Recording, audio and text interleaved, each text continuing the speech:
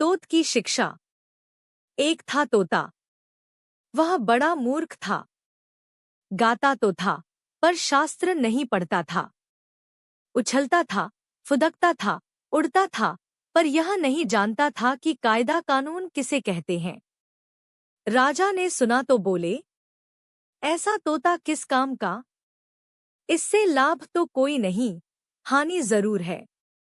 जंगल के फल खा जाता है, जिससे राजा मंडी में फलों के दाम बढ़ जाते हैं। मंत्री को बुलाकर कहा, इस तोते को शिक्षा दो। तोते को शिक्षा देने का काम राजा के भांजे को सौंपा गया। राज पंडितों ने विचार किया। तोता अपना घोंसला साधारण खरपात से बनाता है। ऐसे आवास में विद्या नहीं आती। इसलिए सबसे पहले इसके लिए कोई बढ़िया सा पिंजरा बनाया जाए।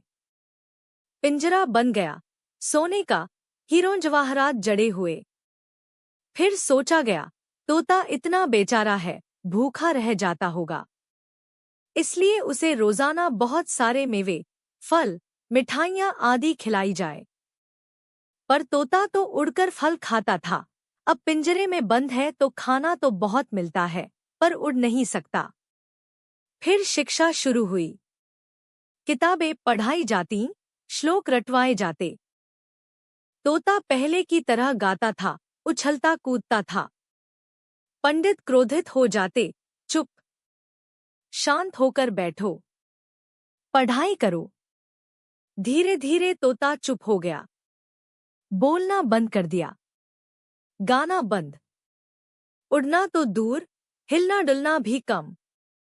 राजा ने पूछा, कैसा चल रहा है शिक्षा? पंडित बोले, बहुत सफलता मिली है। अब तोता बिल्कुल शांत है, सुसंस्कृत हो गया है। राजा खुश हुए। दरबार में तोते को पेश किया गया।